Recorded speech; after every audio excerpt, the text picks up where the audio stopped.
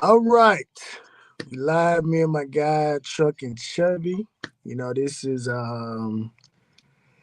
not gonna be about the Canes today, but it's gonna involve some Canes a little bit. We're gonna talk some NIL, we're gonna talk a little boxing, you know what I mean? Just kind of switch it up. Trucking, hey, you can like my dog Hayes now, man. You becoming the hardest working man on YouTube. I'm just trying to catch up, man. What's good? How you feeling today? Man, I'm feeling good, man. I'm feeling good. I appreciate the comment, man. But shoot, yeah, we all out here working hard, man. I'm just trying to stay humble with this, man. Just put something out every day and shoot, and see where that goes from there, man. But trying to support all of each and every one of us out here that's grinding. We all out here grinding, dog. But hey, man, I'm feeling great. How everybody out there feeling? How the chat feeling? Cat feeling good. I guess they're following. I didn't give them We ain't give a heads up. you know what I mean. But if Yeah. but like I said, I recorded the video last night on the Hmm. Jamari. I said I didn't want not I'm not saying it the wrong way. I didn't want any interruptions. I wanted to record it right after I watched the interview, and I just wanted to drop it. You know what I Right. mean? And so I see my guy South Coast. He got, so I'm gonna hop on there tomorrow, Thursday. Nice. We gonna try to digest it, and then me and you gonna get right back at it Saturday. We got to talk about the NFC AFC Championship game, Hmm. and like you said, do the live draft, and we're gonna get it from there. QB, what's up? But like I said, we're gonna start off with the boxing, right? I Right. watched the video earlier this week, Hmm. and the topic of conversation: Devontae Davis versus Devin Haney. Now, I've been astutely following boxing for the past 3 years. I mean, just getting into it. Like boxing at one point, I ain't gonna lie, this particular year, boxing at one point had surpassed football to me in terms of just my engagement and what I was focused on. Right. But that's how deep I got into it. But from what I can understand from this Devin Haney, Tank Davis situation, it really just boils down to two things. And these two things, in my opinion, are hurting the sport and have hurt the sport of boxing. And that is promotional companies and the fact that it's just too many weight divisions and it's too many belts. When Mm. boxing early in the day, it was 8 weight divisions. It's 17 now. So then you got the aspect of Devin Haney was at 135 pounds, Tank Davis at 135 pounds, but Devin Haney's at 140 right now. Right. Devin Haney was the undisputed champion at 135. But let me Hmm. tell you what's crazy about that. Tank Davis also had a belt at 135. But Hmm. Devin Haney was named the super champion, and Javante Davis was just the regular champion. Hmm. So, from a casual standpoint, what sense does that make to you that two people have the same belt, but one belt is seemed to be um, greater than the other? What sense does that make? More valuable. To me, it don't make no sense. For me being a casual fan, I don't know the business in boxing, but what I do know is that when somebody calls you out to fight, you know what I mean, in these contracts, you probably should accept the fight. But it seems to me like, I'm gonna touch it on in just a little bit different way here, Shad. You don't mind? But I'm gonna go into they seem to not with the promotional company aspect of it, right? They seem to don't want to take these fights, and I don't know why is that. Are they scared to lose their fan base? Because it seems like when a casual fan comes around, that's when the revenue shoots up. You know what I mean? And it's all about money, you know. But and it doesn't make any sense to me at all. You know what I mean? I can't make sense of it. But maybe that's because I don't know the what's behind the curtain in boxing. You know what I'm saying? But I do know, and we do know both as being casual boxing fans, that Devin Haney and Javante Davis is a big fight. That'd be like a fight of the decade, if not. You know what I mean? They'll two need to rumble. Devin Haney, like you said, Devin Haney was the undisputed 135 division champion. Tank Davis had a belt, but then I believe he had that's the belt he had to forfeit, I believe, Shad, right? Because if he was Yeah. overweight or something like that, right? He still got the belt. Now this was Okay. crazy. Since Devin Haney went to 140, Mm-hmm. he had to drop his belts. So they elevated Tank Davis to one of the belts that Devin Haney dropped. or had to drop because he's fighting at 140 pounds. So you get a belt by default? He got a belt by default. Wow. He That said he don't don't want the belt. You know what I mean? He don't want the belt, but he has a belt by default. But this is the problem right here, right? Now, me and you, we looking at it from this aspect. Tank Davis 130 pounds, 135 pounds. Devin Haney at 140, right? So we looking at it from the aspect, okay, what's 5 pounds? What's 5 pounds is the fact that after the weigh-in, Devin Haney can go blow up to 150, 155, maybe 160 or something like that. And Tank Davis is not a big guy, by any stretch of the imagination. He may blow up to maybe 145. But the crazy thing about that is, let's take the heavyweight division, for instance, right? Deontay Wilder and Tyson Fury fought 3 times. Right. I don't think Deontay Wilder arrived at that fight weighed in no more than about 220, 22 pounds. That was probably the heaviest. He fighting Tyson Fury. Tyson Fury was 270, 280, but they got it on. But at these smaller weight divisions, they can hide. I'm at 135. You at 140. Oh, well, I don't feel comfortable fighting at 140. I got you, Shot. I got you, Shed. So if they can hide now, I done lost you. But see, I still believe we lost you, or y'all lost me, one or the other. But see, and that don't make no sense to me, because if you gonna rumble, you gonna rumble. It don't matter what weight you at. If you gonna rumble somebody, you gonna rumble somebody. You can't be outside and run into somebody and you got to defend yourself and say, "Oh no, I ain't gonna rumble you. You 5 more pounds heavier than me, 20 more pounds heavier than me." You know what I'm saying? Like, you can't do that. It don't roll like that in no other sport. You know what I'm saying? And no other sport that matters. Weight matters against. Oh, you can't hear me? Oh, why can't you hear me? Is it my end? I don't know. I got a phone call, and that just threw me off. Let's get back. Let's see. Was that my fault? Was that my end? That's probably that's on me. I got a phone call. That's on me. Hey man, hey, look, man, we out here. That just go to show y'all how authentic it is out here. That's on me. I got a phone call. Right. But look, yeah, it don't in no other sport does somebody weighing more than you matter. That don't matter. You know what I'm saying? That shouldn't matter. You can't back out of some fight. Oh, you 15 pounds more heavier than what I am. You can't back out of that. You know what I'm saying? But there is a such thing as a clause to where he can say he can't gain no more than 10 pounds, right? He can write that in the contract, correct? That because right? Yeah. But the thing is, in which Tank Davis was able to get a fight like that with Ryan Garcia. He put a 10-pound rehydration clause in there. But that kind of takes away from it, because if I'm comfortable fighting at, let's say, for instance, Tank Davis at 135 pounds, right? Okay, let's say Tank puts the 10-pound rehydration clause in there. And let's say Tank Davis is more comfortable. He good at 145, right? But the fight would be fought at 135 because Tank Davis essentially is the A side. So if you put a 10-pound rehydration clause on, let's say, Devin Haney, that means Devin Haney can't get over 145. But if Devin Haney is more comfortable fighting at, let's say, 148, 149 or something like that, then to a point, he's still sucking something out of Devin Haney. You're not getting the best version of Devin Haney. Correct. It'd be different if Devin Haney was at 154 and Tank at 135. I can understand it, but it's just the fact that it all boils down to Tank Davis doesn't need Devin Haney to make money. He doesn't. And I'm not going to say Devin Haney needs Tank. I'm not going to say they need each other, because Tank Davis has solidified himself, pay-per-view star. Well, I'll use that loosely. He had a big time pay-per-view, but box office, a gate attraction, right? Breaking records at gate.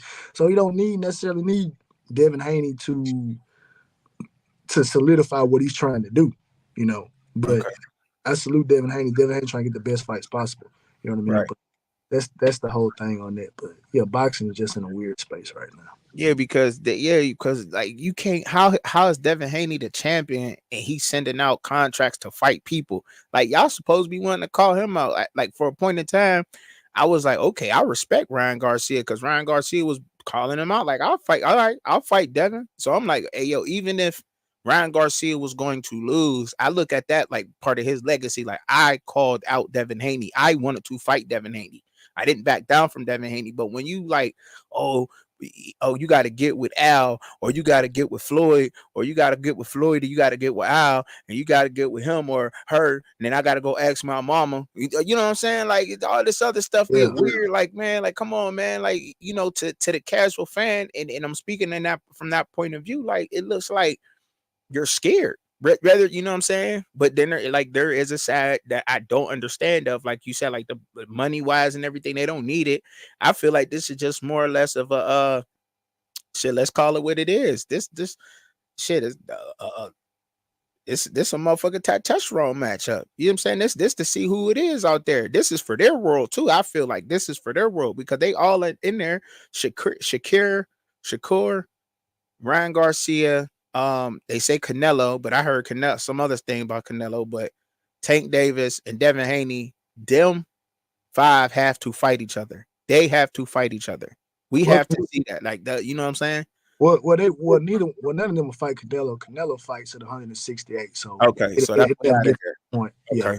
Yeah, okay, go out of there. Yeah. Okay, but yeah, so they have to fight each other. But yeah, Ryan Garcia, Tank, Shakur, and Dev. Yeah, those four gotta get it. They gotta rumble, man. At some point, they gotta rumble, and I don't want it to be like from a casual fan point of view. I don't want it to be like, oh, they 33 years old. Oh, if you would have caught Devin Haney in his prime, or if you would have caught Shakir in his prime, or you'd have caught Tank in his prime, you probably would have got him. Like y'all in y'all primes right now. Like, and then but I do kind of believe too that you lose money and fan base behind taking L's. You know what I'm saying? There's been a stigma behind that too. You know what I'm saying? And people lose a fan base, and I think that people has to stop doing that. You know what I'm saying? Because if you're a boxer, you box 35 fight, you fight 35 times, and you take 2 L's, like they still a damn good fighter, man. You know what I'm saying? Like you can't, still support that fighter, man. Like, and that's what's happening. They like for instance, I'm not going to go as far as saying this is a race thing, but this is just what it is from what history and boxing tells us. Oscar De La Hoya takes L's, he still goes into the Hall of Fame, correct? Somebody like Sugar Ray Leonard, you know what I'm saying, struggles to get in there because he took L's, but Sugar Ray probably done fought 50 times, right? You know what I'm saying? Fought better fighters, yeah. Right. You feel what I'm saying? Yeah. You feel what I'm saying? So when it's all said and done, so you said that since he fought better fighters, that's how you feel like the Oscar De La Hoya fought better fighters than Sugar Ray did? No. I think Sugar Ray fought better fighters than Oscar. Mm-hmm. I don't. Okay. I said I'm not too understanding of the boxing Hall of Fame. In terms of just that, but I think that it's not to me. It's not about necessarily losing the O because Canelo's not an undefeated fighter. But the thing to me is just that boxing in America, just from what I've been able to grasp, some people feel like that's the superior product, and it's really and it's not. Boxing is really a much bigger sport in Europe and over there in those particular places, and that particular fan base over there, which is a much bigger fan base, I don't think they care about that. Their main thing is like, okay, we want to see good fighters fight good fighters because, for instance, Anthony Joshua, heavyweight, obviously, one of the most popular fighters. He has some losses. His fan base hasn't diminished, but again, the majority of his fan base is over there. It's just like I say, in this small niche of American boxing fans that you say that, okay, if a fighter takes an L, they're not as good anymore. And Rud Jones Jr., my favorite fighter, and Rud Jones said this in the interview. Rud Jones Jr. said people he doesn't get the respect that he truly deserves because they're grading him on a curve of, oh, you got losses. But he said, but you look at Sugar Ray Robinson, you look at Sugar Ray Leonard, you look at the guys that, preceded him, they got losses, but no one is taking away from their greatness. But y'all want to take away from my greatness because I got losses. Mm-hmm. Why y'all trying to judge me differently than y'all judge those guys? But Mm-hmm. again, it goes back down to an American standpoint. But most people will look at it and say, man, Roy Jones probably from a modern era, Roy Jones probably the best fighter, period. You know what I mean? But it just depends. So do you think they do the same thing in MMA though? With MMA fighters out here? I have no knowledge of that. I'm not even Me going neither. to get Me into. neither. That's why I asked you the question, Shad. But you know what Yeah, I'm saying? But from my little the little research that I have done on the Shad, like, you know, MMA fighters take L's. They fight a lot. They fight frequently. They fight a lot. So they some take L's and some don't. They don't yeah, really lose a fan base. Their fan base stays with them. But for some reason in boxing, and I feel like you could use everything in MMA. You could kick, punch, elbow, grapple, all that. You know what I'm saying? And boxing, you only can use your hands. You have to use your hands. You know how bad you probably be wanting to elbow somebody and you yeah, can't. You know yeah, what I mean? yeah, Like you only use your hands. Like it's so poetic. And like I think that like us as casual fans out here of boxing in America, we need to give our fighters the respect they deserve. And I think that that's when we'll see a whole turnaround and we'll get better fights in boxing. They will give us these fights, but until we can do that in America, I don't think that we're going to get these fights that we want to see, like Ryan Garcia and Shakir Davis and Tank Davis and Devin Haney. We're not going to see the best fight the best up that until that narrative changes or it becomes the populist and out here in America. You know what I'm saying? If that makes sense, yeah. like so. Yeah, but no, I'm gonna tell you, I'm gonna tell you what's really preventing these fights. Now, obviously, like I said, I brought up the weight divisions, I brought up the promotion company. It really just boils down to money. Mm-hmm. And you take this for instance, right? Allegedly, on report, Tank Davis just he and Ryan Garcia after they made a fight, they both walked home with $30 million, right? Right. So you're not gonna get 30 million for fighting Devin Haney. You're not gonna get 30 million for fighting Shakur, right? Mm-hmm. So it goes back to the old adage of work smarter, not harder. Mm-hmm. So if I can make 5 to 10 million fighting a guy that I'm better than, I'm gonna go do that versus trying to make that same 5 to 10 million trying to fight a guy that I feel like I'm gonna have to work for. You know what I Mm-hmm. mean? Especially when I made 30 million. I made 30 million against a guy that shouldn't even be in the ring with me. Right. Right. Mm-hmm. So why would I take a pay cut and fight a guy for 5 to 10 million that is gonna give me every single thing? Like I'm gonna have to sit in there, I'm gonna have to think, I'm gonna have to Mm-hmm. work, I'm gonna have to do all that. I gotta train harder, I gotta do all this. Okay. When I can just Okay. go make that same 5 to 10 million against a guy that All right. I'm better than. So that's the problem. So they gotta the market has to reset in terms of what these guys are making. And I can't tell a guy what he feels like, he's worth in the ring, but that's just what it is. Because for instance, like the Saudis have got involved in boxing here recently. Mm-hmm. So the guy that's kind of spearheading it, they call it, his name is Prince Turkey, right? Mm-hmm. Prince Turkey essentially said, look, hey, look, Tank, I give you whatever it is that you want. I give you the money that you want. We want you and Devin Haney to fight. From the looks of it, Tank Davis like, nah. So Mm-hmm. they want to give you the money that you want, and you still don't want to fight that man. You know what I'm saying? Mm. But I know Tank has some legal stuff going on, so I'm not gonna say that he don't want to go over there and fight. He got, the situation with Can he the, leave the fight? the Is the domestic violence. I don't even know if he can even go to, right? Saudi Arabia anyway. You know what I'm Mm-hmm. saying? He probably will want to try to get it over here. And if you get it over here, the Saudis are not funding a fight in Over here, America. right? We we Mm-hmm. we funding a fight over here. You know what I'm saying? Right. So that's kind of just the weird concept of it. I don't think no one's scared of anybody, Right. but it's just like if I made $30 million fighting a guy that shouldn't be in the ring with me, I should want at least double that to fight a guy that I feel like is on the same skill set as me. And Really. I can't say it's wrong, but like you say, from a fan perspective, it's just like bro, you devaluing, or you taking away from the individuals that actually pay for your lifestyle. You know what Okay. I mean? Yeah.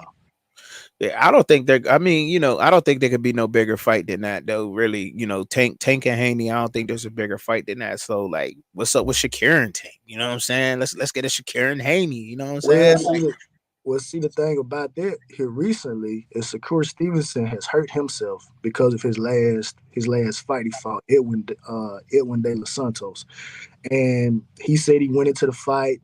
He was injured, hand was hurt, shoulder, all that stuff. So basically, what he did for 12 rounds That's right. is he ran for 12 rounds. Mm-hmm. So Tank Davis's coach just came out and said in so many words, look, fans come to a Tank Davis fight to see him knock people out. Shakur Stevenson is not going to engage. He's not going to allow for Tank Davis to do what Tank Davis can do. But my retort to that is Tank got great footwork. Cut the ring off. Prevent Mm-hmm. Shakur from fight. Prevent Shakur from running. Make Shakur stay right there and engage. Tank got great footwork. You know what I mean? But that becomes the issue with that. And I think, unfortunately, Shakur Stevenson probably has hurt himself, in the grand scheme of things, because it's like you looked at it as like, bro, you're not even looking to fight, man. Like Right. you ran from a man who is known to pack a punch. So he's not probably as big of a puncher as Tank Davis is. So if you Mm-hmm. ran from him, we know doggone well you're gonna run from Tank. Mm-hmm. But like I said, I think Tank got better footwork, and Tank may be able to actually corner him off. So that's a good fight. You know what I mean? Mm-hmm. But that's just my thought about it. I feel you, man. Hey, look, man, you opening my eyes here, man, because I'm willing to be schooled in the area of boxing in itself. And you know what I'm saying? I know I'm just a casual fan. I'm looking at it. I'm like, man, these fights have to happen, man. At some point, you gotta fight the best, man. But they don't, I don't know if it's ever gonna happen, man. You gonna see the best fight the best, and that's unfortunately that's why boxing is the way it is because you don't get the best fights up out of it. You know what I mean? I think that's the way it is out here. It's not.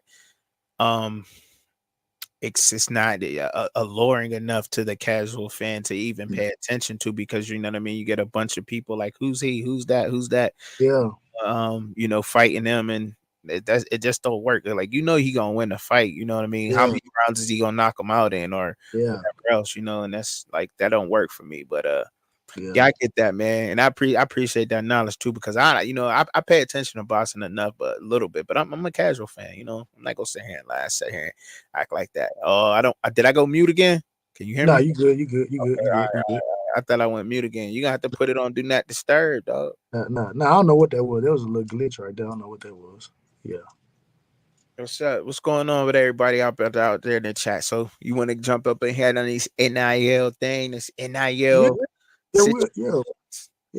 we can jump on that because, like I said, I think me and you, we kind of agree on it to an extent, but I kind of look at it in a different way. I'll let you lead off though. You gonna let me lead off? Yeah, I'll let you Okay, lead. okay, all right. So, well, I believe that this is the only way you're going to get a handle on the transfer portal and and some of the NIL deals is through contracts, which is a binding agreement between two individuals. I believe that is like the only way, and it can help both parties. There's a plus side to both of this, and I'm sure you can find your cons in it too. Yeah, But I believe that it can help more than it will hurt anybody in this situation. The universities for revenue for the knowing that these players would be there for X amount of years to at least 2 years without jumping in the portal. The player by knowing that they're getting a fixed income that they don't have to chase around and do a bunch of monkey business to get some money in their pocket or you know what I mean, whatever else. And also to make sure that their education is secure. You know what I mean? That's an important thing when you're going into a college because I don't know if this is something that happens often, but if somebody was to get hurt, they lose their scholarship sometimes. You know what I'm saying? Like, and a contract can help that in that aspect. You know what I'm saying? To make sure that they don't lose their right to still getting their education, you know what I'm saying, at the same time as everything else, you know.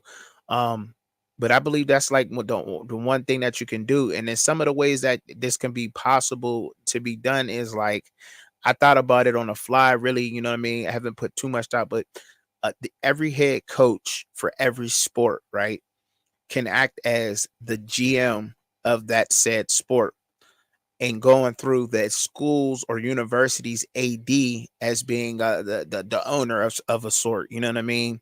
And since they're acting GMs in that sport and also the head coach of that sport, you know, that's when the recruiting comes in and seeing what players can get paid and what players are going under contract and what players won't go under contract. Because, however, you know what I'm saying, not every player will go under contract. You know what I'm saying? Some people only go under scholarship, some will go under contract. When you got these high value NIL guys, you probably will want to put a contract on them to lock them down. You know what I'm saying? Especially if it's a sophomore that just rushed for, I don't know, 1,700 yards, 25 touchdowns. You want to make sure he's there at least for the 2 years. I don't want you coming to my school and then leaving in the spring. You know what I'm saying? Like, because it's going in that way, whether we want to look at it like that or not. It's headed in this direction. It really is. I know people like to say that, you know, the transfer portal is not free agency, but that's exactly what it is, because some of these guys are just going to the highest bidder. And right now, the highest bidder up north is Ohio State's one of them. But I'm gonna let you go ahead and then I'll, you know, come back in. Yeah, but you know what? You make great points, but I think we have to look at this from the Mhm. start, from ground floor, right? Right.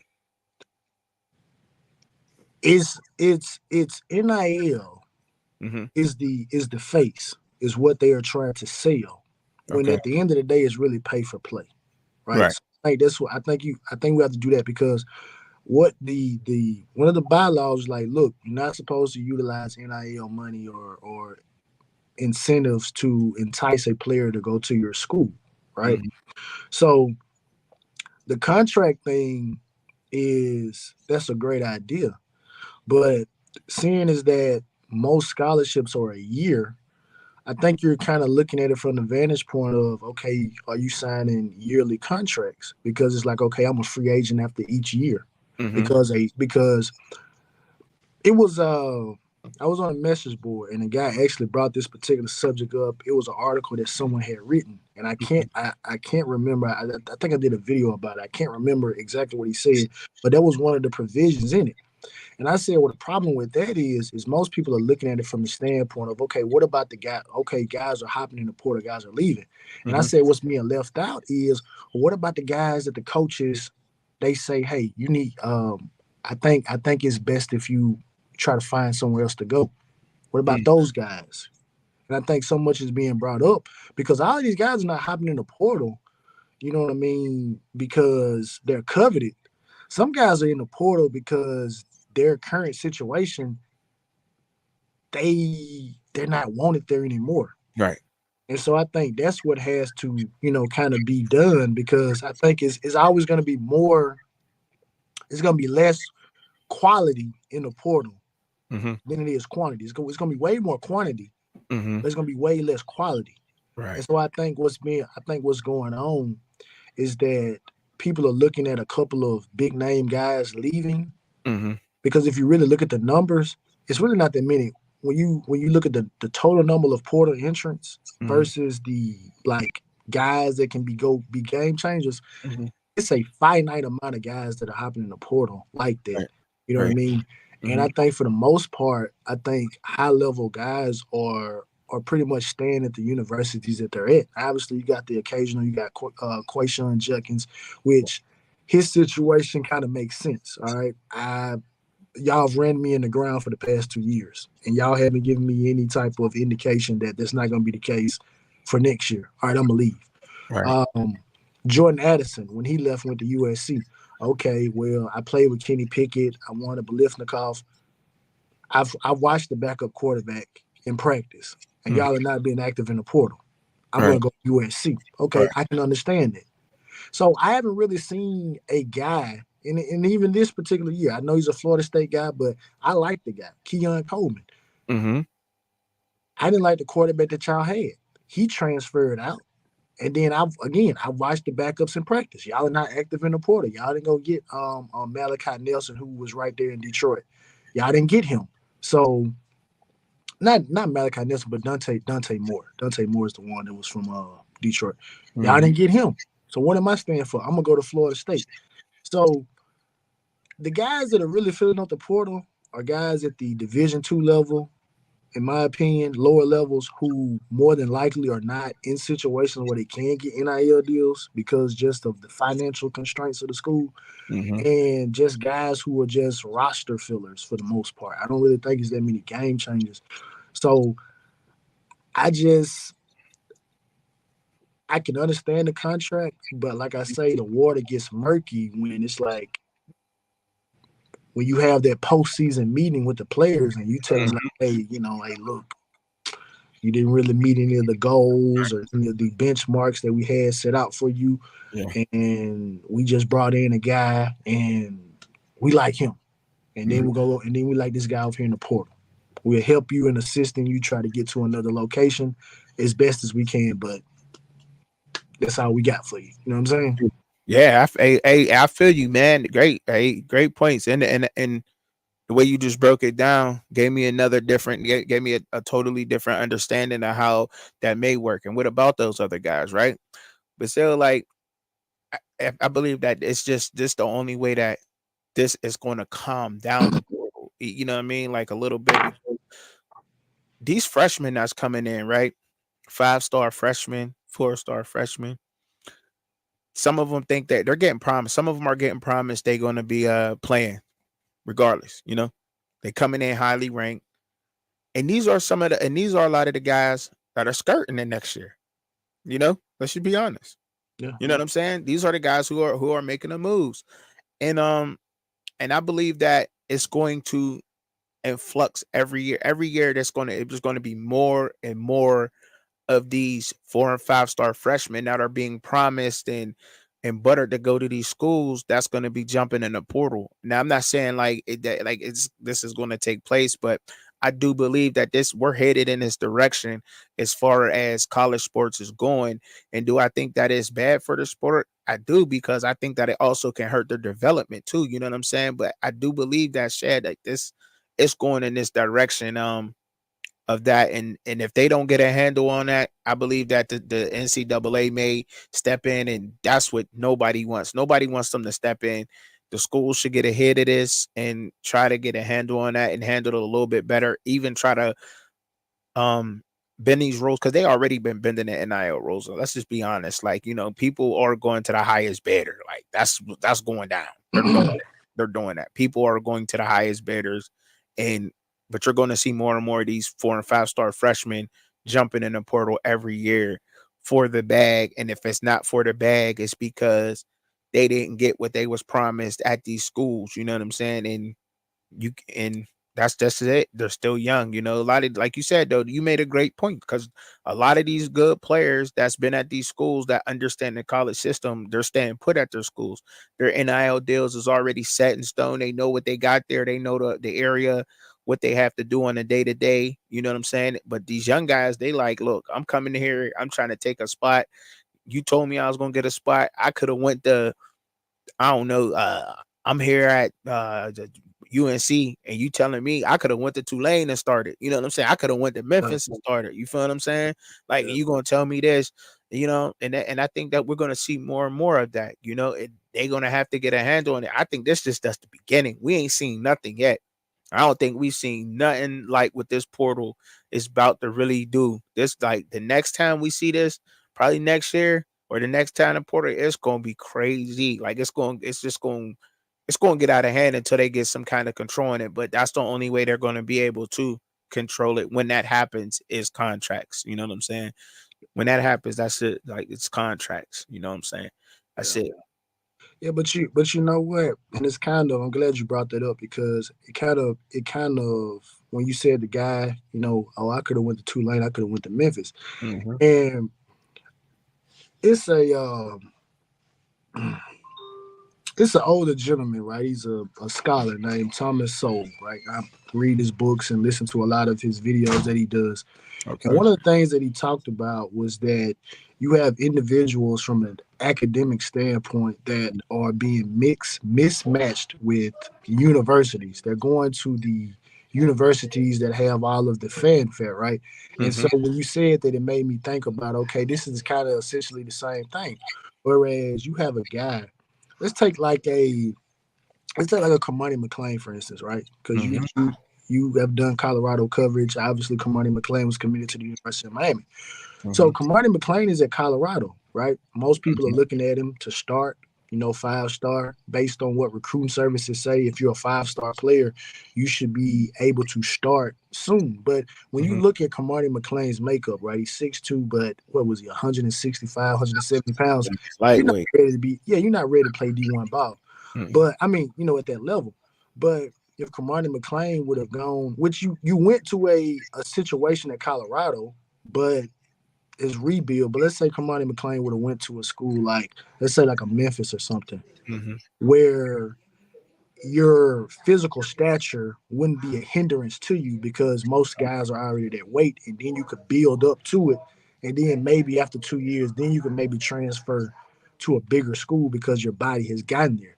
And so Right. I think that's what ends up happening a lot of times is where these guys are ranked so highly and they feel like that, hey, look, I have to go to this school over here that's highly ranked as well. I mean, that's looked at as great.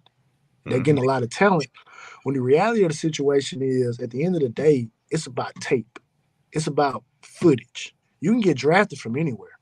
Right. They'll go get you from North Dakota State. They may not get as many of y'all. Right. They go get you from North Dakota State. They'll go get you from Memphis, right? One of the running backs from the Cowboys, he's from Memphis. They'll go get you. I remember a couple of years ago, Memphis had a big time defensive tackle that went in the first round. I Right. think Terry Pope. They'll go get you. The problem is the whole aspect of, okay, I'm a 5 star, I'm supposed to go to this particular school. It's like, nah, man, it's about putting tape on it. It's about putting tape out. That's right. So go, like I know you were talking about on your video about Missouri. Nobody looked at Missouri as doing anything, but Mm-hmm. Missouri when they got Luther Burden, Cody Schrader jumped on the scene as one of the best running backs in college football, and Mm-hmm. now Missouri is in a position for next year. Missouri very well could compete for the SEC, for a playoff spot next year. Mm-hmm. Same thing goes for Ole Miss. So this is kind of where we kind of differ, right? Mm-hmm. I don't want the NCAA to step in. I want to stay just like this. The reason why, I love parity. I love Mm-hmm. parity in the sport. Right. I did a video, right? My dog QB, I don't know if he's still here. I told him straight up. I said, bro, it kind of goes back to what we were just talking about boxing. I like to watch a game where I don't know who's going to win. I Mm-hmm. like watching 50-50 matchups. I don't care to watch a game where I know, oh, we're going out here, we're going to win 63-3, right? Right. And that's kind of how the mindset, like, I know a lot of Miami fans, and, kind of, I'm the same way too. When we Mm-hmm. played the Duke Blue Devils, we thinking about the Duke Blue Devils when they punted the ball to Devin Hester, and Devin Hester broke about 6-7 tackles and ran for a touchdown on the punt. We thinking about that Duke. Right. We're not thinking about Leonard Riley. I Mm-hmm. mean Riley Leonard, and Right. they beating us and all that. We're not thinking about that. So I love it because it's giving the power back to the players. It's like, look, you shouldn't have gone to this school to begin with. You Mm-hmm. just going over there because it's a name. Mm-hmm. Go to Duke. Go to Louisville. Louisville won the ACC. Well, not the Mm-hmm. ACC Coastal because the divisions are not there anymore. But they were second best team in the ACC this year based Right. on ACC championship game. Go over there. Clemson Mm-hmm. was built. Clemson was built based on guys going somewhere different. So go. I mean, I want everybody in the world to come to Miami because I'm a Miami fan. But Right. again, like I say, I'm a football fan first. I want to see good football on the field. Right. So I Right. don't want them to step in. Let the Right. guys, if they want to leave after 1 year, let them Mm-hmm. leave. Go over there. You know Mm-hmm. what I mean? Go to another school or whatever situation is. You know Mm-hmm. what I mean? Right. Yeah. Right. Right. I dig it. I dig it. I dig it. And you know what I mean? I feel where you coming from on that. I feel where you coming from at that Now, point. and I don't That's mean the to cut same you off. thing I love about the sport is that Yeah, the fact that you can't have I don't mean, Derrick Henry, yeah. Mark Ingram, and you know what I'm saying, all of this and not here All on the same same team. thing. You know what I mean? Yeah. Can't have that no more. And think about it. Alvin Kamara said that. You know? You ever seen the Alvin Kamara interview where Alvin Kamara said he went to Alabama? He got there. Alvin Kamara said he looking at practice, all the guys there. Alvin Kamara said, I shouldn't have went here. What am I doing here? All right. So Alvin Kamara took the long route. This before the portal. You know, he went to JUCO and he ended up going to Tennessee, where he should have probably went to begin with. All right. You Right. know, Truth. so that's what I like about it. Like LV said, yeah, we still in the past. Yeah, we still in the past. You know, people, but you know, Truck, and this was funny though. People say they want parity in the sport. Yeah.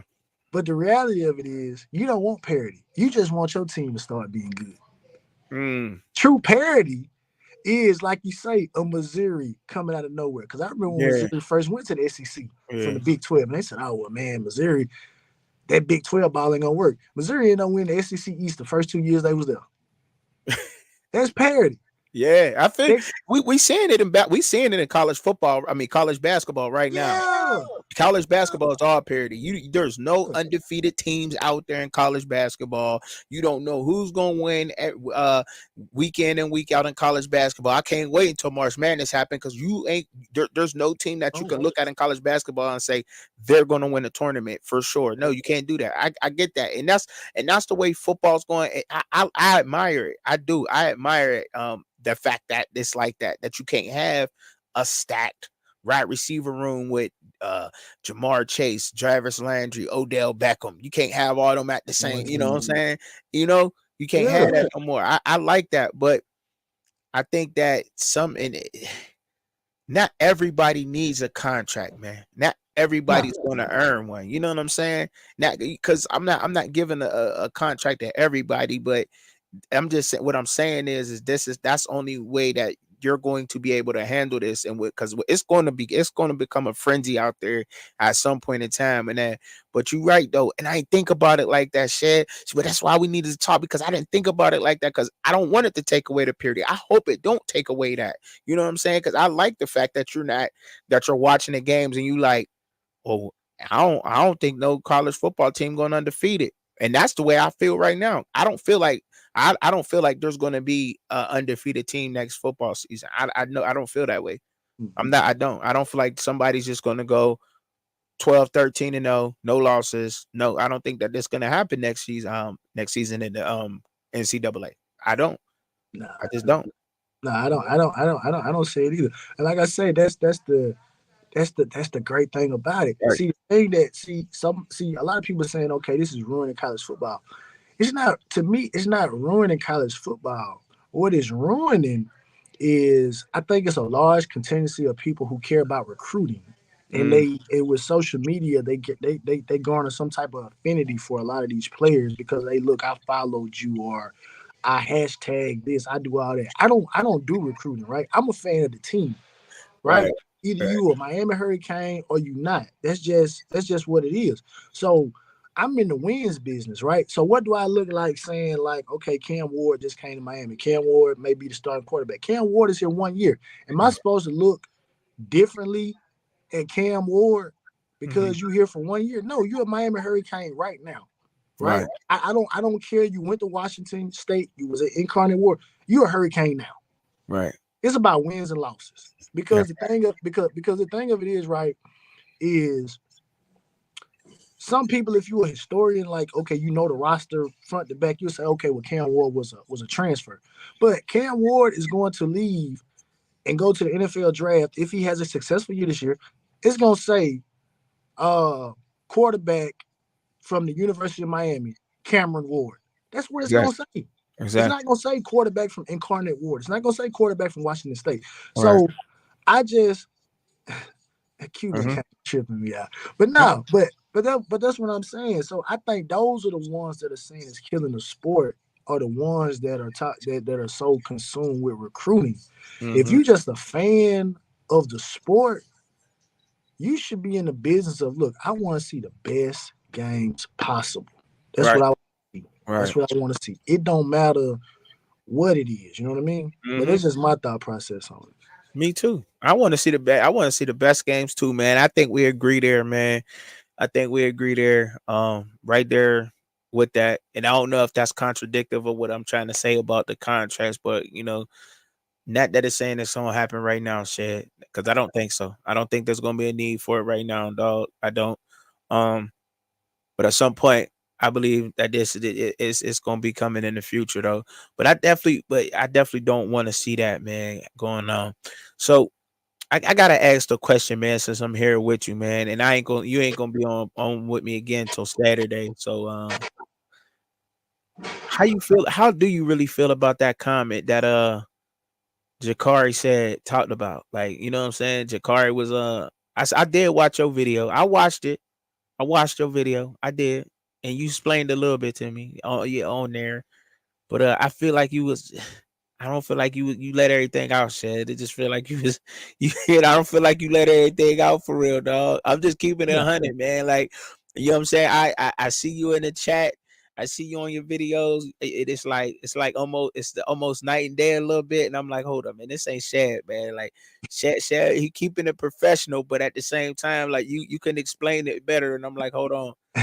Like dude was low key coming at Cam for real. Like, he was like, Cam might not even had a locker room, and that had me worried. And I ain't and I'm like, dang, I wonder how Canes fans feel about this. Like, so what's your thoughts like with that? Hey, before I jump on that, I'm gonna finish out this subject right here. Okay. Chip Kelly basically said what needs to happen is about 30 some odd schools need to create their own situation and just get away from the NCAA. I Mhm. feel like that is what's going to end up happening more so than the NCAA stepping in and trying to put some regulations in place.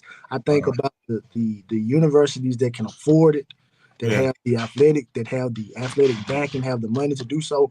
I think those schools are going to be the ones that kind of branch off. They're going to do their own little thing, be a semi-pro league of some sorts, kind of push the XFL, UFL to the side Oh yeah. and do that, right? So Yeah. that's what I think is gonna happen. Then the rest of them, they'll all fall Fall underneath in line. of the NCAA, right? Well, yeah, well, that's how I look at them. They are semi-professional collegiate players. You know what I'm saying? That's what they are now. They're semi-professionals because they go. After this, most of them do go on and play some form of professional ball, right? So, Yeah. but that's what I was saying. I said that shit. I said that. Like, No, I already knew. but the way I interpreted it is you were saying like the NCAA is gonna kind of step in and try to regulate everybody. If Like they're if not gonna be able to do it for everybody. It's only gonna be yeah, a handful of schools. right, but I was saying if the universities don't do it first. If the Oh, bet. universities don't do this, don't get a handle on it first, because they got the lawyers in place. Some of their top players and people who have NIL at these schools have agents. They have this already handy. But Yeah. if they don't do this and they let the NCAA form some kind of coalition for contracts, that's not good. That's not good. You know what I'm saying? For them to come in with more rules, these universities absolutely need to get together and work on some kind of league and start doing this before the NCAA steps in. Oh, so that's what you were saying. I disagree. No, no, no, no, no. I wasn't saying that. I'm saying if the universities don't step in first, they Oh, don't. The NCAA probably will okay. be behind them, trying to make up some more rules to restrict the Yeah. university from making more revenue and securing these young men's futures and young women's future. You know what I'm saying? Like, yeah. So yeah, Yeah. we was on the same page. Okay. Okay. Yeah. Okay, I got you. Yeah. Yeah. But I think that's what they're doing with the two super conferences right now. I think you're gonna have, like, how you had the AFC and you got the NFC, because it's 32 NFL teams, so there's 16 teams apiece. So that's essentially what you got right now. Right. And the and the Big 12 are the only two outliers in terms of a P5 standpoint. But yeah, I understand. But yeah, getting on to it, trucking, man, that's a low blow. I was being authentic. I was being What? authentic. What happened? Now I'm talking about the Jakari situation. What y'all mean? What y'all want me to say? What y'all want me to say? We just know Shad was holding back a little bit, you know what I'm saying? And What he a y'all- Canes fan too, you know what I'm saying? You a Hey, Canes fan. It's okay to let it out sometimes. It's good for your mental health, Shad. It's good to let it out sometimes, you know what I'm saying? Instead of keeping the beast, because if you keep it caged in and then it just breaks out, then you just gonna be ain't no telling what's gonna happen. So you just go ahead and let it out, bro. You know what I'm saying? Like, because Jakari did say, I heard him say this. This was what I heard him say. Cam might not have the locker room. He has yeah, to come there and earn the locker room, correct? yeah, he does. That alone had me worried, and I'm not a Canes fan. So how did you feel about that particular comment? I was trying to shine light on it. I ain't want to get down in the deep, but we on here. We on Chuck and Chevy. So hey, come out the hill. All right. That point was made clear to me by Miami Flow, and Miami Flow brought that up on another Canes live show Right. where he spoke about how Cam Ward, from a standpoint, okay, you say, all right, I'm going to the draft. So essentially, you're supposed to be off the table. And then Jakari turns around and says, well, hey, look, I found out about Cam Ward showing up there from a FaceTime video from the Mm-hmm. walk-on quarterback. And Mm-hmm. then I hear the numbers that he's throwing out. Right. Now, the that's what it is. Like, it's some guys on this team that's rocking with Jakari. Right. Straight up. Right. Right. And so what throws me for a loop is one of the things that Jakari said, and I said this on my video. Jakari essentially said, like, hey, look, this is the same play that TVD pulled with the Bama situation, trying to Mm-hmm. leverage to get more money. Right. So rumors were kind of floating around last year that, some players weren't too hot with TVD. And so when he started playing bad, it's like, all right, Herman, get this clown up out of here. And then we knew halfway through the season, you were transferring anyway. So essentially, you had already given up on the team. So this is where the NIL thing gets tricky, right? Mm-hmm. Because it's like you got Kane fans that say, oh, I want guys that want to be here. I want true Canes and whatnot. But you meet riding this guy who really just here because we probably said we're going to pay you the most. And the money going to be guaranteed. In all reality, money going to be guaranteed. And if he doesn't perform, what's stopping him from tucking tail and say, look, hey, I'm good. I've done enough. Mm-hmm. And you've essentially mortgaged the future because Jakari said it himself, like straight up, like, look, bro, only way I can get better is live reps. So all this whole, oh, well, Jakari can compete next year and we'll be doing this and everything next year. It's like, bro, you can't go into a situation in a pivotal year, 2025, in the same boat that you are. That's hustling backwards. Right. Right. You like playing against Ball State and FAMU and blowout situations, that ain't helping them. Mm-hmm. Mm-hmm. So I don't know how the locker room is gonna feel about Cam, but I think it is gonna be. And like I said, I can't take credit for this because Miami Flow said this. I never tried to take someone else's words and pretend like they were mine. Miami Flow, this is what Miami Flow said. I agree wholeheartedly. You got to come in day one and show these people that you want to be here. But Mm-hmm. you've already muddied the waters because you said, look, I'm going to the draft. Then when the draft come back and say, oh, well, you're a third or fifth round talent, and you like, well, I feel like I'm a first round talent. Well, I'm gonna go, well, all right, well, Miami's still on the table. I'm gonna go over here. So it just looked like that I'm here for the money. Mm-hmm. And this is why I asked that question, I asked Coach Hayes this question. I said, is he gonna press? Is he Mm-hmm. gonna try to do more than he needs to? Because it's like, look, I'm trying to get to the NFL. If we win games, great. But I'm trying to get to the NFL. So while I could check this ball down, I might take the deep shot. Right. You I know, hear that. I could do all this or whatever. Hmm. So yeah, he does have to, and I think a lot of Kane fans are missing that particular aspect because it's just like how people poke fun at like the Florida State situation, where it's like, okay, well, y'all spent all this money bringing in these transfers, and then y'all don't have no money to pay the guys that are here. Hmm. But how you think our guys feel? Right. You Right. got like a Daryl Porter who played the best year of his life. You know, Mm. well, this year he ended up getting nicked up. Kiko Marinoa played great. Francis Marinoa played great. Ruben Bain outplayed everything. Y'all got to renegotiate all these particular deals, but then y'all bent over backwards for a guy who used the NFL as leverage. Yeah. You know what I Yeah. mean? Yeah. So what Cuban say? How did the locker room feel about JB? He told the Yeah. fan red shirt. I mean, he needed to. I mean, that's what he felt like. He felt Right. like Yeah. they snaked him. He said they Yeah. snaked him last year. Yeah. They had that man come in the game and run a doggone uh, jet sweep.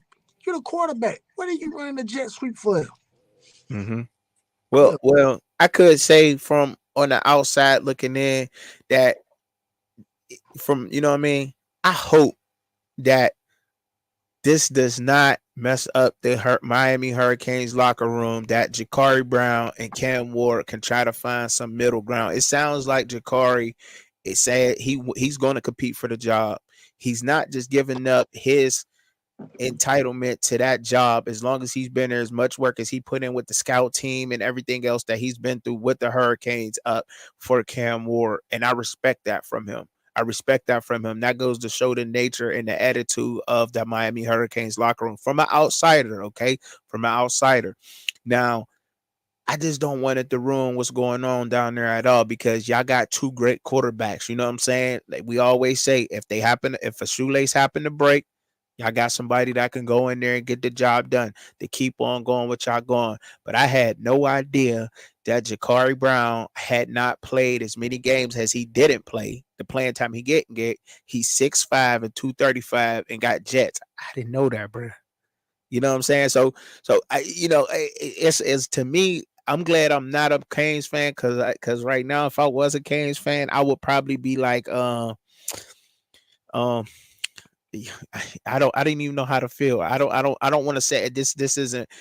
I'm on your. I'm gonna respect your platform right now. Shit, I'm not gonna use those the kind of words, but I just hope for the best for your Canes, dog. You know what I'm saying? Really for real, man, and hope that this isn't a stir up in the locker room and that they go be able to work this thing out, man. For real, for real.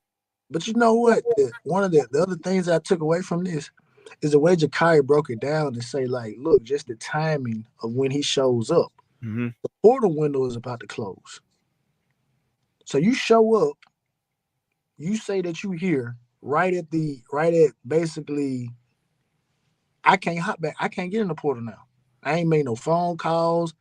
I ain't did nothing. You know what I'm saying? Hmm. So, you know, But it's great though. Y'all quarterback room is great right now, right? Y'all quarterback room is sitting pretty right now, right? hey, trucking, this was crazy though, bro. This was Uh-huh. crazy about this. There's a second portal window. When Mario Cristobal got here last year, we had a quarterback room of TVD, Jake Garcia, and Jakari Brown. That's a solid three. Hmm. Here we are the very next year. Two of those guys are already gone. We got a transfer portal quarterback in the building. Mm. So what's stopping Reese Poffenberger from hopping back in the portal again?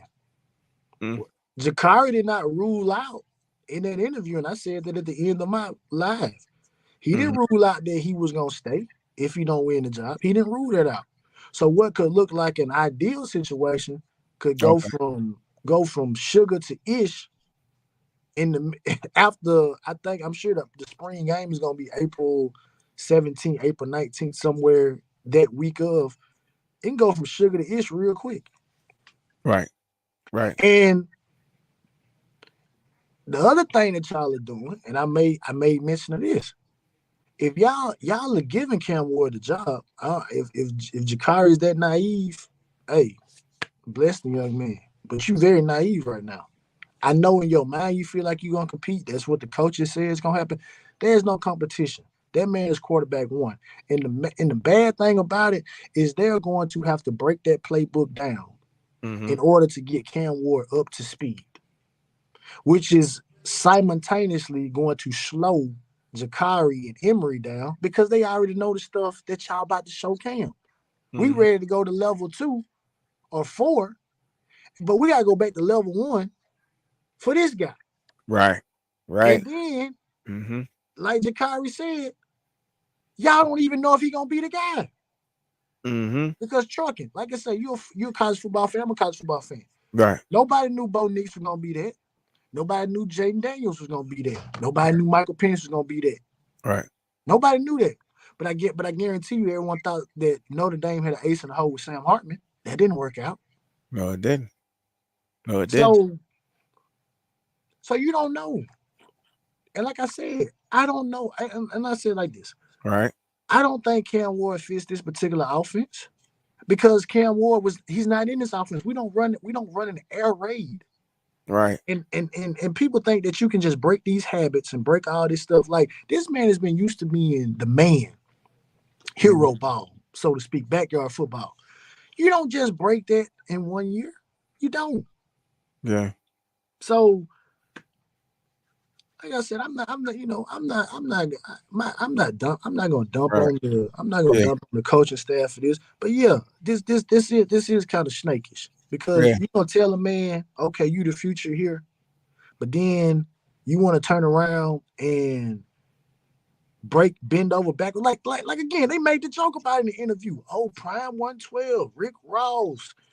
All this, you brought Mark Fletcher over there, Jacoby George over there. You done brought 2 of the best returning weapons over there. You got all that over there. To woo this man, that man still say, oh, I'm going to the league. And then you got some of the people that cover the team. Oh, well, until he signs an agent, Mario Cristobal is going to be very adamant. Why are you still adamant about it? Right. You got a 10-year deal, man. Why is this year so important? Right. That's what I ask the people that say, oh, well, be patient. But they say be patient, but then talking about, oh, well, we got to win this many games this year. Why? You said be patient. What's wrong with winning another 7-8 games next year? But see, that's why I had to add. This is the real Shad. That's why I said this is Shad. That's what it is. This is what it is. That's why I asked you. I said I gotta hear what Shad has to say on this because I feel like he was holding back in this video. Now I'm clear on how I feel. Yes, it wasn't a good move from the coaching staff. The coaching staff did do wrong, man. They did him wrong, man. Period. And that's the coaching staff doing that. So, like I said, hopefully the way that he's going about it, he's optimistic about it. Where he's like, I see all that flash, but I'm gonna win the spot over him. I'm gonna outplay Cam Ward, get the spot like this, and then what y'all gonna do? And then what you gonna do now? If he wins the spot, wait, you can't argue with that. Right now he's QB1. Yeah, they done spent all the bread, but could you even argue with that? If Jakari Brown won the spot, he has to play, right? But Chugging, let me ask you that question. What would Jakari have to do to win the spot? Oh, you're right. That's a great point. That's a great point. Because this the thing about it. I don't care. Like, think about this. All Cam Ward has to do this spring is not show that he's not fumbling, he's not throwing interceptions in practice, and you got the job. Right. You don't have to do nothing special. Jakari has to go out here. Jakari has to show he can hit the deep ball. Jakari has to show he can hit the intermediate and short routes. Jakari has to do all of that. Jakari has to show full command of the offense and all that stuff like that. Jakari has to do all of it. Same thing for Reese Poffenberg and same thing for Emory Williams. Right. You got to do all of it. All Cam Ward has to do is show up. Right. You know what, though? It's show up. That's all you have to do. The the deck is it's just like in the NFL draft. Mm-hmm. Like you say, you take your Steelers for instance, right? Like y'all drafted a Kane, Artie Burns, right? First round corner. I'm sure you got nightmares about that, but y'all got Artie. Okay. So if y'all drafted a corner in the 7th round, all Artie got to do is just go out there and just, hey, I'm a first round pick. I'm here for 4 years guaranteed. The 7th round guy, you gotta be perfect. Mm-hmm. And I'm gonna tell you, and trucking, I wanted to do a video about this too. And I may bring it up tomorrow's show, but I'm gonna bring it up right now. We don't even know what the quarterback rotation is gonna be for spring. Jakari might not even be QB2 for spring. Yeah, he definitely gonna be over there. Over Poffenberg. How do I know that? We don't. You right. I don't know that. We don't. You don't know that. We don't know that. That's right. That's up to speculation. But he, maybe let's just. One can only hope that Jakari Brown looks at this situation and says, because he did say that he needed to work on his accuracy, right? He's like, I'm not perfect. I know what I need to work on, my accuracy. He did say that. Did you catch that in the interview? Did you catch that? Yeah. Okay. So he did say that, right?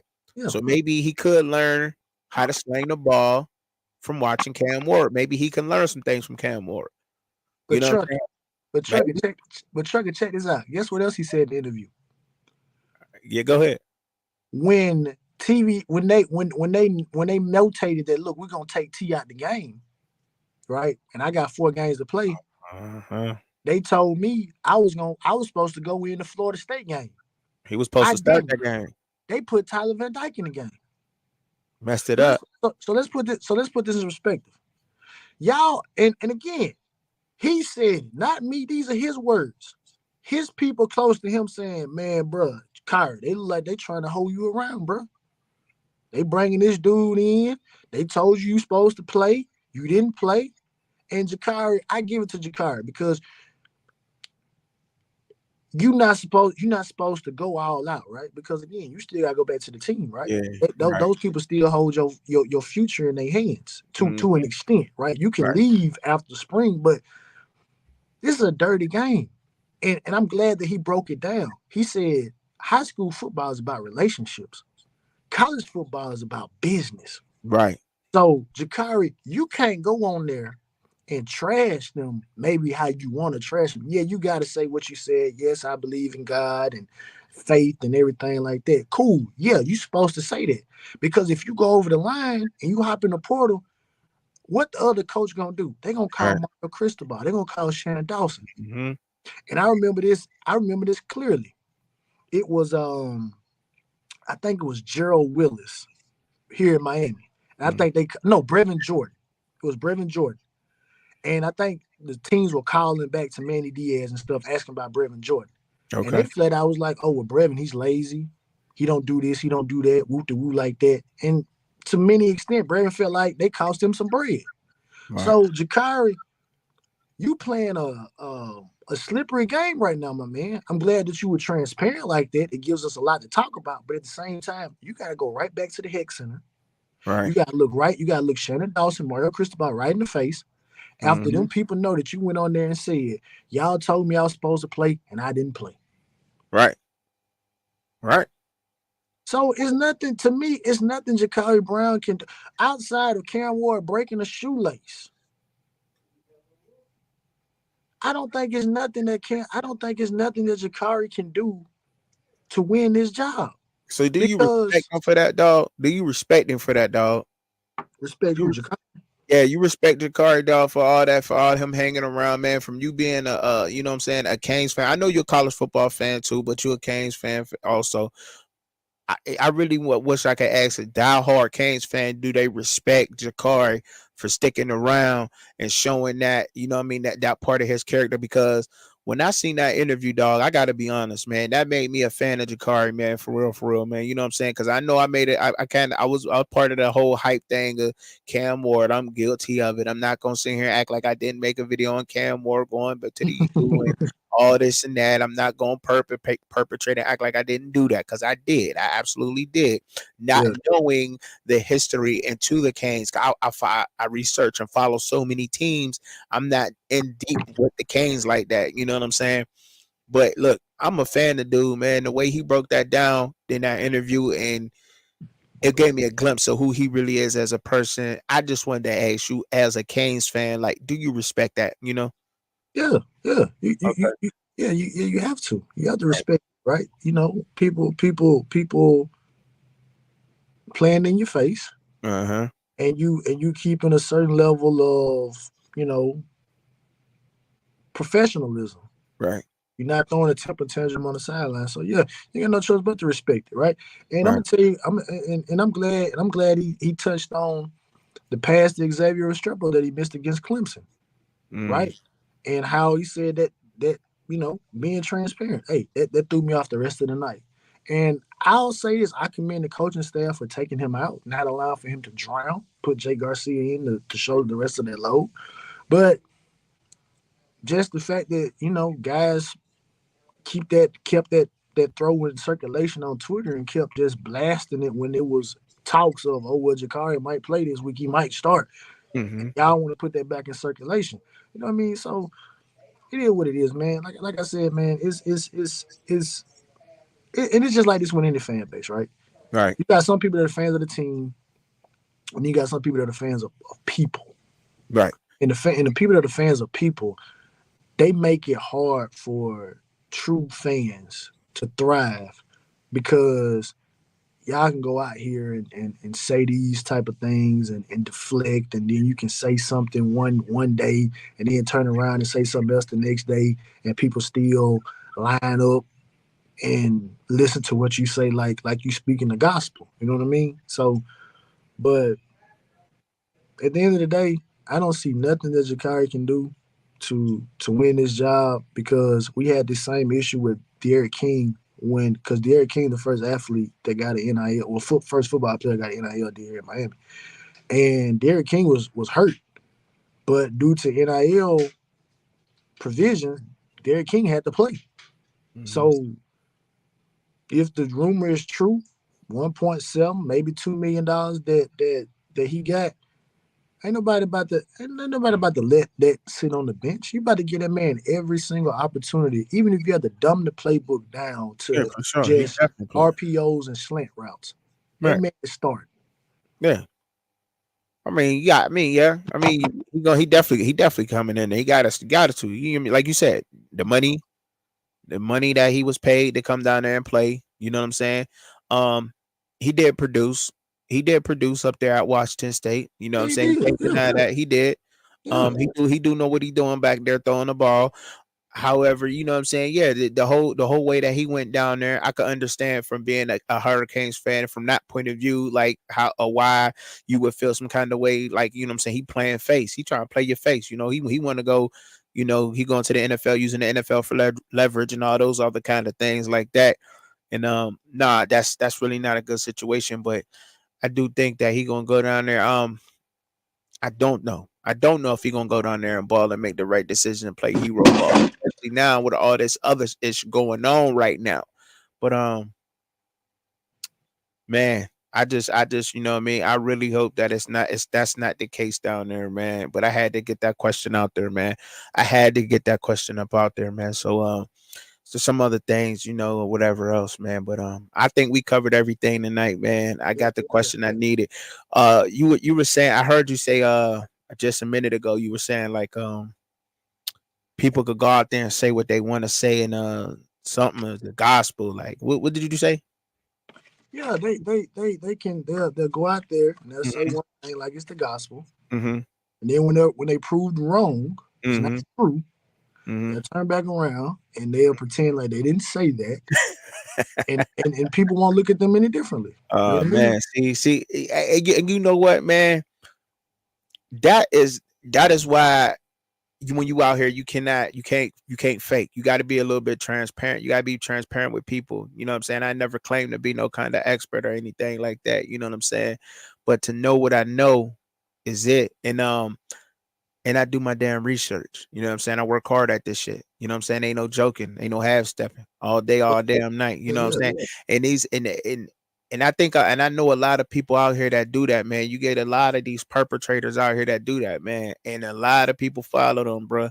A lot of people do that shit, man. You know, spread that propaganda and all that. But you ain't gonna get that out of me though, because I said it. I'm guilty of it, man. You know what I'm saying? Y'all can get me on. Come on, Canes fans, give it to Truck and Chubby, because I definitely made me a damn Cam Moore thing. I was excited that he went down there, and I thought it was the perfect situation down there for him to for his career. I'm about to go to the NFL, because all he really got to do down there is manage the damn game. He ain't even really got to go down there and be the game changer that he is, and shit. And things looking good for the Hurricanes. But after seeing what I seen Jakar, I'm like, damn, dog, like, fuck, you know what I'm saying? Like, it got me all, yeah, man, like And damn, man, y'all don't play, y'all, like, what's going on? But and I'm you, sure he you not. covered it well though, bro. You And I covered mean, it. he not. And again, he not the only one that feel like that.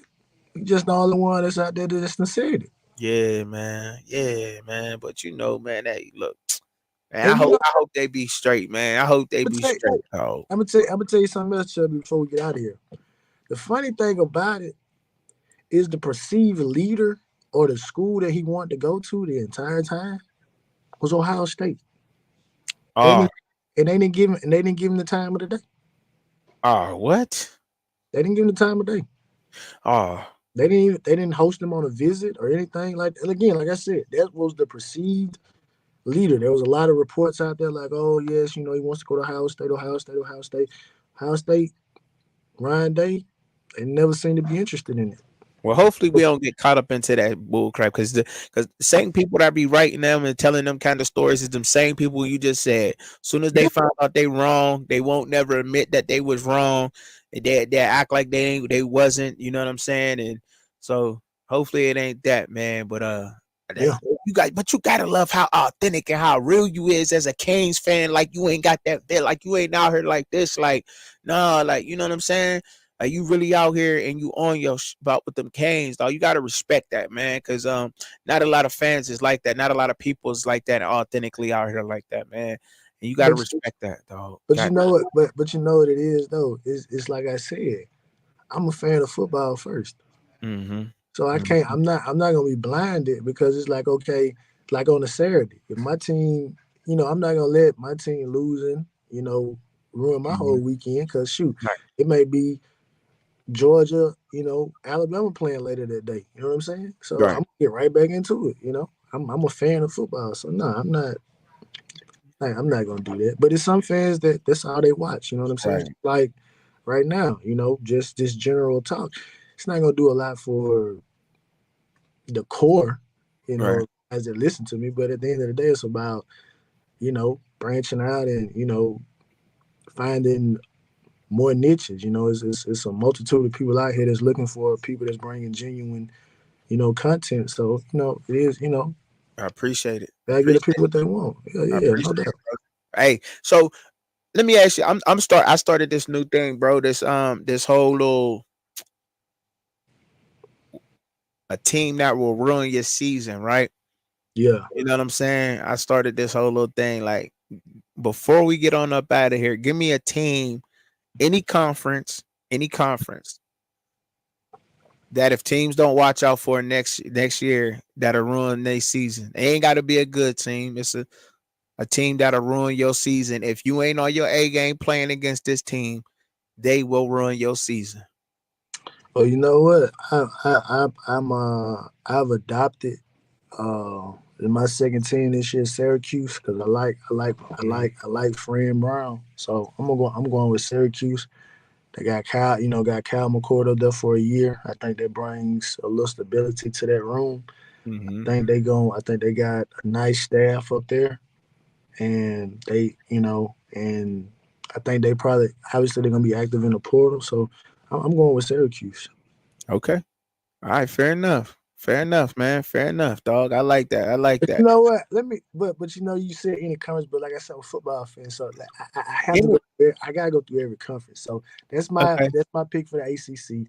Okay. For the Big Ten. Big Ten, I think I'm gonna go with Nebraska. Nebraska. I think I'm gonna go with Nebraska in the Big Ten. The SEC, Why Nebraska though? Why Nebraska? and I think they leveling up. Yeah, for sure.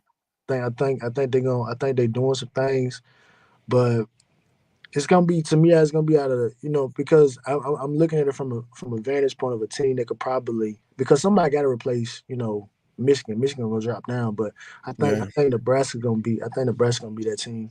Yeah, they leveling up. They did have the number 5 defense. I mean, they right behind all the top leaders in Yeah, the Big Ten, and they had the number 3 rushing defense last year. And they yeah, got a lot of returning players. They didn't lose a lot, but I made a video on them. yeah. So But yeah, it is, Big yeah. 12, And then the SEC, I'm going with Texas A&M because Texas A&M. because Ooh, I think Texas A&M probably will have the just from a pure talent standpoint. Yeah, mm-hmm, they got the best quarterback returning. mm. So and then Mike Elko, Best quarterback returning in the SEC, even over Jackson Dart and Carson Beck. just from a pure talent standpoint. I mean, I watched him like up close and personal against our Hurricanes. Like Uh-huh. he didn't have enough protection, but when he Mm-hmm. had the protection, he made us pay. Now I Okay. know they lost Evan Stewart, but you know they Okay. still got some weapons over there. So Okay. I'm going with A&M. I think Elko will get the defense together, and I think Respect. he'll maximize that. And that's it, cause well in the Big 12. I think well shoot, the big dogs have left, so I don't even know what you're going. I don't even know if you could pick somebody because behind that, I guess what Oklahoma State takes over as the big dog. I Probably went with Colorado in the Big 12. I said that they're go the with team that Colorado. you watch out. I mean the team to watch out for Yeah, that'll ruin your season. Yeah, yeah, absolutely. yeah. I I think I'm gonna think so. ride.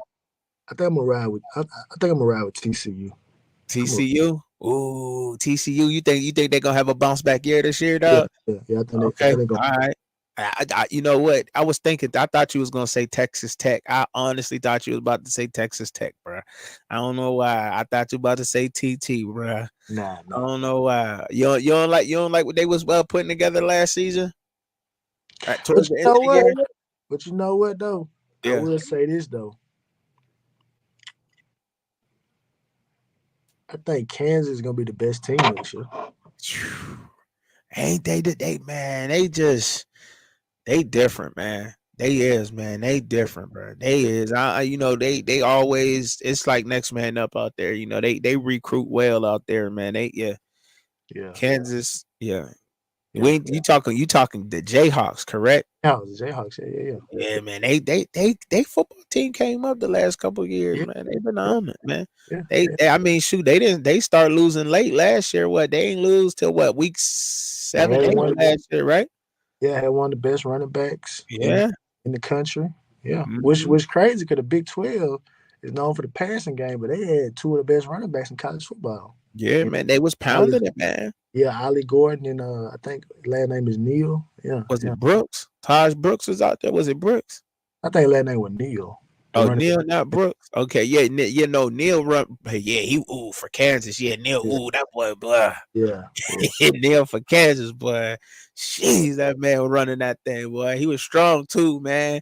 yeah. Big strong dude. And look, because that's the new formula, man, for college football, man. Some of the older guys call it the soft way of playing is passing a lot, the screen passes, but we seen it, man. We seen it. We seen what a team that can run the ball well and They and had a play lot. great defense could do to They had you, a man. lot We of good. seen it, dog.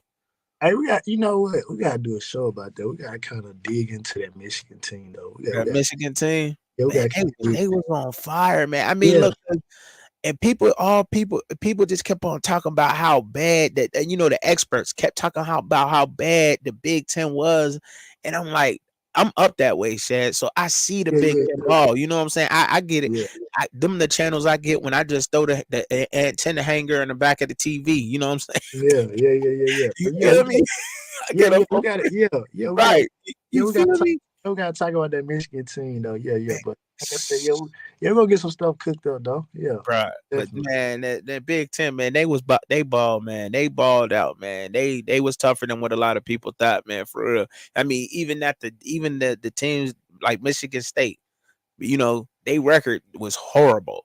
Their Yeah, record was horrible. But when they played these other teams, like they would hang in there. But you know, like Michigan and Penn State and Ohio State, they be getting smacked in the mouth by Indiana and them in the first quarter. yeah, First quarter, you know, yeah. but then they just outlast them. Penn State, Ohio State, and Michigan, they outlast them other teams because of the depth that they have in the trenches against those other guys, and they just run right through them. Later in the game, they start going off on them. But yeah, we can definitely gonna get up into Yeah. that, man. You know what I'm saying? We gonna talk about that. We got time to talk about a lot of things, man. Oh But yeah. appreciate, Yeah. appreciate your time today, big dog. For Oh, real. no problem. Hey, but everybody in the chat, make sure y'all check. Me and Chubby out Saturday. Gonna be 5 p.m. Central my time, and 5:30. 5:30 we're gonna do a mock draft and whatever else comes, whatever else pops up. But yeah, we're gonna get it going. And Thursday, we're gonna be on South Coast Kane show. Um, because I guess this security thing is gonna be, people gonna break this down like they gonna break this down like a movie. You know what I mean? They gonna get broke down like a Cat Williams interview. You know what I'm saying? People gonna start reading body language and all that stuff like that. So yeah, Yeah. Momentum Podcast, y'all got y'all one right now because y'all got the Kane base. Y'all got the Kane fan base turned up, and unfortunately, Uh-huh. I think it's gonna drive a further wedge into the fan base, unfortunately. Mm-mm-mm. Well, he's saying it right, man. But yeah, man, y'all can check me out, man. On y'all can follow me on X, Facebook, TikTok, Twitter. You know what I'm saying? Subscribe to the YouTube. We going live on Saturday, me and Shad, man. We be live Saturday, 6:30 p.m. Eastern Standard Time, 5:30 Central, 4:30 for your mountain people, 3:30 p.m. for the Pacific people, man. All right. All right, trucking as always, bro. It's been a pleasure. Yes, See sir. you Friday. All right, see you then, bro. Hey, Hey, I'm gonna check that out, man. I'm gonna check that out. Where's that at? Send me the link, man. Send me the link so I can get up on this other one. Support you, big dog. all right, then I'll let you know. We'll link up. All right, All right. stop. You can stop the stream. All right. All right.